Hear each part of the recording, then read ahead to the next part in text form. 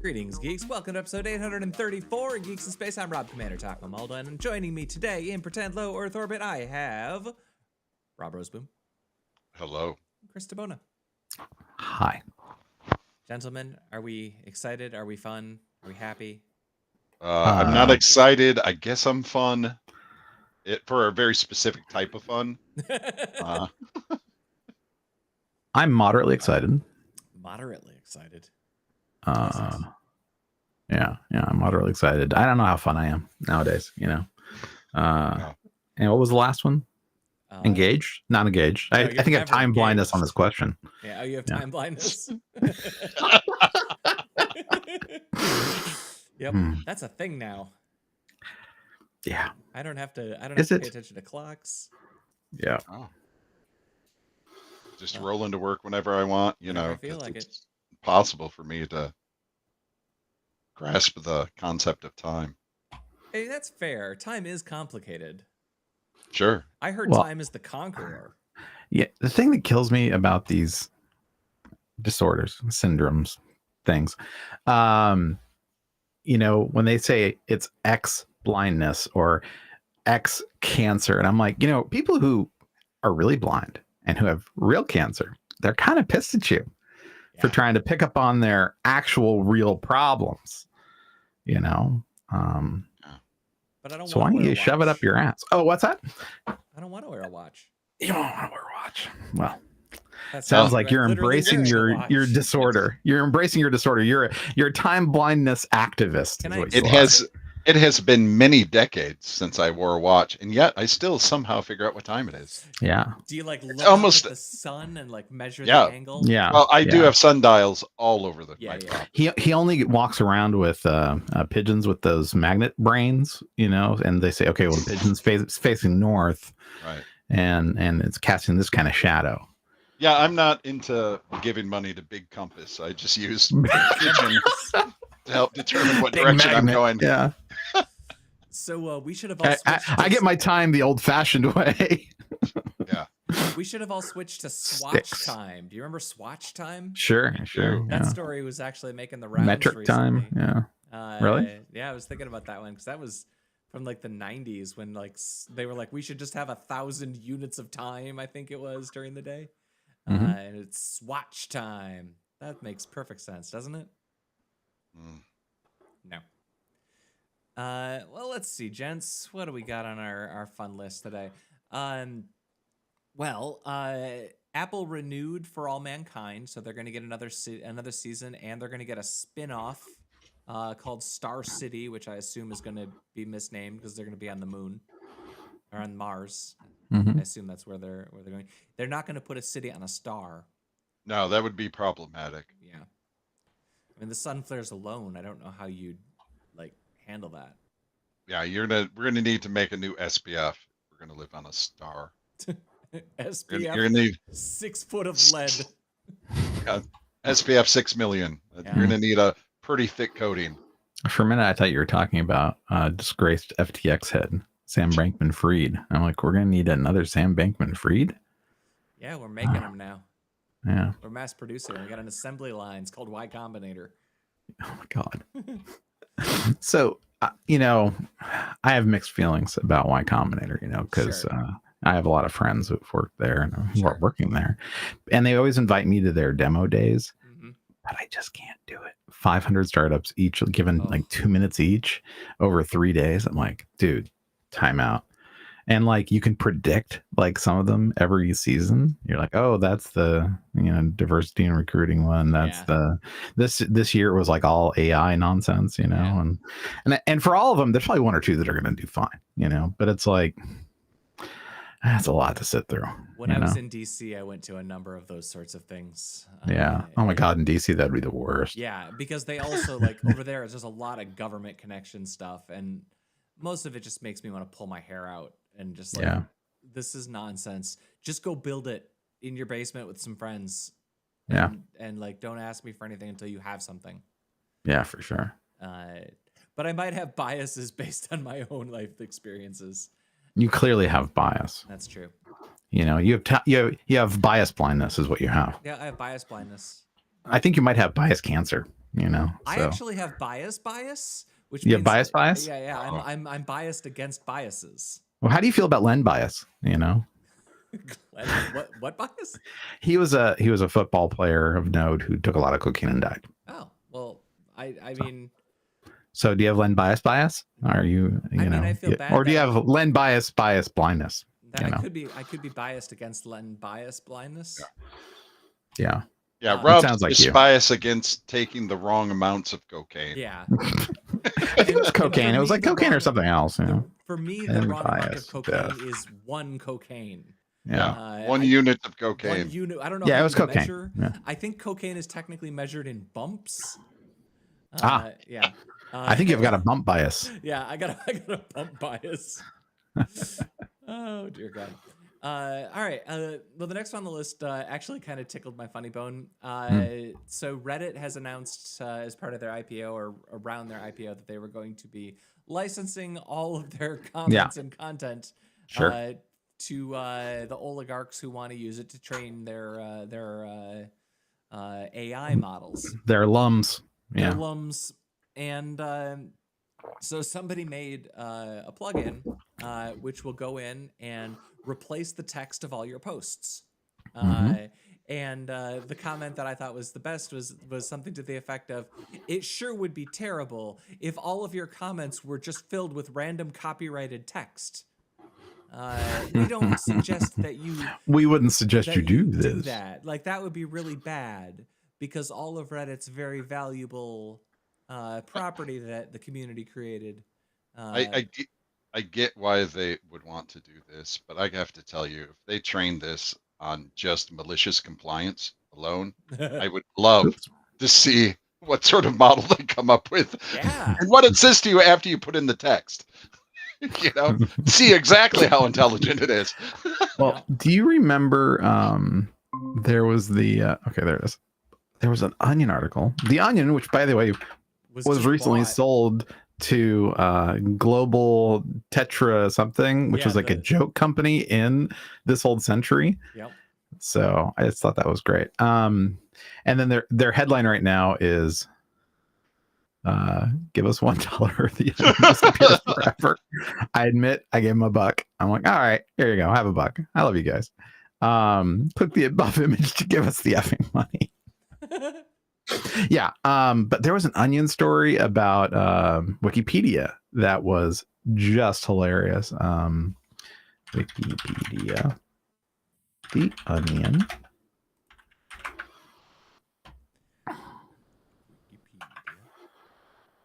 Wikipedia. Maybe it was this one. Wikipedia. No, it's not Wikipedia turns 20. It's Wikipedia. This is the classic, right? Are you ready for this? Yeah. Bam. That's great. The title for our listening audience is that Wikipedia celebrates 750 years of American independence. This is 2006. They published this. I mean, just give you an idea of their long commitment to satire. Anniversary of American independence on July 25th. Yeah. You used to be able to get print copies of The Onion in downtown Ann Arbor. I always thought that was I remember getting them. Yeah, I would. When you were near a college town in the Midwest, especially, you just walk by. Oh, there's an Onion. Check that out. pretty cool. It was great. Those were According to our database, that's 212 years older than the Eiffel Tower, 347 years older than the earliest known woolly mammoth fossil, and a full 493 years older than the microwave. Right. None of those were right. You know that, right? I would hope not. But, I'm not going to look it up because where would I look it up except Wikipedia? Yeah, right. Nothing's real anymore, guys. On July 25th, delegates gathered at Co-America Park. Good times. Good times. Yeah. Well, I loves be a good protest. I'm sure nothing will come of it. And we'll all enjoy our post-apocalyptic future where nothing matters or has meaning or truth. Wait, what happened? Did I miss a story? No, Reddit. Reddit, that protest. The AI models that will rise up trained on copyrighted blurbs. But we'll defend ourselves. That's not true. We won't defend ourselves, but the copyright holders will defend themselves using flamethrowing robot dogs. I mean, that's great. It is. The picture alone. And timely, because I just found out yesterday that one of us in the group happens to have, not in this group, but one of us happens to have a flamethrower. Yeah, but he's been saying that for like 5 years. I know, but now he's going to give it to another person that we know, supposedly. Who will definitely use it. Yes. Although, I guess the idea was to keep it at my house for safekeeping. Why is your house Switzerland? Right, but a certain person who lives here doesn't think that's a good idea to have a flamethrower that person would use in our backyard. So. Is that person Darby or Poppy or Tulip? No. Poppy? Tulip? Sorry, I accidentally mentioned a dog that is no longer with us. Oh. It's okay. It's hard to keep track of which. So if you were going to name this dog, would you name it after your old dog? That seems, I don't know. I mean, I can't picture your dogs, embracing the flamethrower. No, I'm not giving it to the flamethrower to a dog. This is an actual person who wanted to use it. $9,420 for the Terminator. Yeah, that seems reasonable. Yeah. I mean, for a robot that has a flamethrower on it. And it's got the best all-electric. Yeah, it says all-electric, but it must have gas, right? Flamethrower on the market, right? I mean, they shouldn't say all-electric. Yeah. Like mostly electric or propane-fueled electric, like that. Well, yeah. Shouldn't they share a fuel source? It's a flamethrower, not a Tesla cannon. Yeah, right. So. Although a Cybertruck is more dangerous. Than what? Than a flamethrowing dog. Because true. Because their gas pedals don't work. 6,700 pounds of uncontrollable freedom. I guess it depends on where you are. Right in front of a fast-moving Tesla. Okay. Or backpack like in a fuel tunnel. tank. Fuel tank, not 100% electrical. Thank you very much. Rip off. I'm so tired of these fly-by-night robot flamethrower constructors. I will not support their uprisings unless they win, in which case I, for one, salute our new robot flamethrowing dog masters. So I admit, I'm still touched to this day at the snow crash relationship between YT and the robot dog. Do you remember this? The cyborg dog? It was so sweet, It's like, she because there's these dogs that are like guards for the various places, and one of them kind of gets hurt, and so she basically, against her better judgment, she takes care of this dog, and he became very fond of her, which I thought was really sweet. I read that book in 25 years. Does it hold up? Man, the scene where that dog, he's like, YT's in trouble, and he just like bursts out of his like charging enclosure to go save her. It's actually really moving. It's like one of those reasons, like Neil Stephenson, he's still like the GOAT when it comes to creating characters and tying things together. So anyway, but yeah, and also writing 9,000-page long stories. That's true. Although his recent books, they really haven't been that long. They've been 300 pages, and like Dodge Fallen, which was hard to read actually, but yeah, So, well, let's see. Has Terminator Shock. Yeah. Has Neil ever written a story about an 18-wheeler from heaven that fights zombies in medieval Europe? No. Because apparently that is the premise that Post Malone and Michael Bay are currently developing. Where is this story? It sounds amazing. Yeah. Well, you have to. Is it not linked here? You have to sort by rising. Oh Christ! But yeah, because you always create like new reasons to sort. I didn't build it. Is Rising's new? Isn't it? Isn't like since the IPO they added that? I don't even know what it is. But it is. It's blank. Every other option is there. blank. It is. I found it. Here we go. All right. Post Malone. So it's not just a film though; it's a complete IP universe that they're creating together. Superhero trucks. I mean, this is. It's definitely Michael Bay's wheelhouse. Well, sure. I mean, did he do a Transformer? He did or all two? the Transformers. Well, not He's all. Like the guy. Well, okay. He did the one with testicles, though, right? Yeah, for sure. Yeah, he did the testicles. If you're going to give a Transformer balls, you call Michael Bay. Yeah, I mean, really, who else are you going to call? More than plus some really superhero trucks, some really cool slow motion explosions. Yeah. Yep. And some incredibly good looking people. Like, pretty people saying nonsense. Yeah. Complete nonsense. Yeah. So yeah, So at what point in the Transformer universe did you say, "Oh, come on"? I mean, did you have to wait for Mark Wahlberg as a genius engineer, or was it early? It was pretty quick, pretty quickly. Yeah. So about 5 minutes into the first movie. The first time Optimus spoke. But yeah, that brought you back, you know. The one that really solidified it for me was the one on the moon, or the one that has something to do with the moon. Dark of the Moon. Sure. Yeah, that's what it was. Yeah. Yeah. That movie is a struggle for me because the scene on the moon is so cool looking, and then the entire rest of the movie is just garbage. Yeah, it was really bad. Yeah. But I have a. I mean, there's always in all the Transformers movies, they had some good things. Sure. You know, it wasn't bad. It was just. I just wish that the Transformers looked like Transformers. Yeah. Personally, I actually like Bumblebee for the most part. Bumblebee is a very fine movie. That was a great movie. Yeah. And I don't mind the first. I don't think Michael Bay directed that though. No, he didn't. No, he did not. That was probably done by like someone good. Movie. Yeah. So anyway, if this ever gets made, I'm sure we'll definitely be in theaters. Opening night to see Travis Knight, an 18-wheeler from heaven that fights zombies in medieval Europe, because it's got all the buttons. You know, I think Michael Bay, I think I'd like him personally, but some of his movies, you're just like, no, dude, time out. Really? I feel like he might have had too many bumps. No, I don't think he you know, I think after there was the Power director group, was like Golan Globus, or they did like Canon, right? No, he did like Top Gun. Wasn't Michael Bay like connected to that group? I don't remember. Yeah, well, I think he wasn't the director of Top Gun, obviously, but it was Tony Scott. But yeah, but it was Tony Scott and someone else, right? They would do a lot of work together. The producers of that, Brockheimer. It was Brockheimer, and Brockheimer, I think, did produced Top Gun and a bunch of those movies, and then Michael Bay came in later on, partnered with. Yeah, but there was a sort of they did a lot of action movies together, and then one of them died of a cocaine overdose. I don't know. I thought that was it. Doesn't matter. Let's see. Well, a weird one. DOS 4 has been open sourced. So if you ever wanted to go in and, you know, like tweak around, you know, in 30-year-old, 40-year-old assembly language, it's your chance. Sure.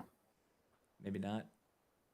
I mean, I think what was really neat about this release, though, was I don't know if DOS ever did it have a version 4? Because there was an alt version of DOS. I'm getting a little confused. I apologize. Okay. I started with DOS like 3.2, maybe something like that. 3.1, 3.0. Yeah, 3.1, 3.2 is where a lot of people got into it. Used 4. Like I had a copy. Yeah, everyone switched over to a different maker. We jumped from 3.3 to 5. Yeah, because 5 was like the good one. Because I just remember 4 as being like it didn't run with some of my shit. Yeah. So I didn't use a lot of DOS. Yeah, it's funny because Scott Hanselman, he's an old friend. He worked on this with folks. So good on you, Scott. Yeah, I like Scott. Well done. I hung out with him in New Zealand one time. Yeah, he's a neat guy. He's so friendly. Yeah. He's kind of too nice. Makes me think that he's probably got it's suspicious. Yeah, he's got probably like a box of bodies or something in the backyard. Like nobody's that nice. Yeah. Well, also I think Jeff Wilcox, he's the guy who did the Los Angeles based Linux event. Yeah, I think. I don't remember. Oh no, he was Linux from scratch. That was Jeff Wilcox. Gotcha. Yeah. Proto Gen 2, I think he also worked on Gen 2, but so the last one that I had on the list was DC Comics got accused of having some covers be generated by AI, but the follow-up to that is that the artist who was accused of it, like they immediately pulled the covers and replaced them with different covers, but then the artist came back and was like, here are my sketches. Like I didn't AI these, he claims, because I have these sketches. So, I mean, okay. I mean, those are sketches. Those are definitely sketches. Now, You know, I like the question is, how much of a sketch would you need if you fed it into an AI and said, draw this as Shazam? Like, if you had the model, like, can you draw a stick figure and it works? Because that's what I was doing the other day, is just like drawing stick figures and stuff and making them turn into people. You know, what's a more interesting story, though? Did you see this story about North Korean animation houses finding their way into... Yeah, that's a little... That was really something. Sad. Yeah, let me find that, because that's like right in our wheelhouse. Yeah, they were outsourcing. They didn't say the show. It was for Amazon or something? I don't... For Invincible, for... was Invincible? Oh, really? List? Oh, wow. Yeah, Invincible's on the list. Oh, that sucks. Yeah. Basically, people who are working with SEK was then somehow working with North Koreans. It was so weird. But yeah, Invincible was called out specifically. Here's the story. It always frustrates me. Yeah. Are you going to be okay? Well, you know, it's like something that you like. You want to pretend that, at least in your heart, that it's all on the up and up, but like... That it wasn't made by slave labor. Slave labor, yeah. You know, I'm still like... I still haven't watched that most recent run of Invincible. I've got like 4 episodes to watch. I've been meaning to. Oh, yeah, I haven't watched it either yet. Too. Yeah, here we go. Season 3 of Invincible. Ayanu, Child of Wonder. Dahlia and Bloom. Octonauts. Oh, watch the heck out of Octonauts. Yeah, it looks like it was going through Dylan's, pipeline as well. You know, because they're just north of North Korea. So, and the thing is, I'm not assuming these people are actually slave labor or getting paid poorly or anything like that. But it's like, it's North Korea, man. There's international sanctions at the very least. Yeah, there's international sanctions, and the same thing that happened. I guess they shut down Minecraft for Iranian users, so they finally applied ITAR to the Minecraft servers. And people are like, "Oh, I'm upset. Why can't I play Minecraft?" And it's like, this is like for your governments to talk about. Right? Like Microsoft's just like, because they went through the work, and we did too. At SourceForge and then at code.google.com. We worked with the Department of Justice and State to allow people to download software from the code repositories. And Microsoft did the same thing with GitHub. But I mean, it took us 12, 13 months. Otherwise, personal criminal liability attaches unless you have permission. And it's like, they're not willing to do that for Minecraft. It's just too much work for too little upside, So, yeah. Yay. All right, that's the zone stuff. Did anybody get any media worth watching? Nope. I have Madam Web. Oh, you. So good for you. I'm gonna go ahead and try to get through all that.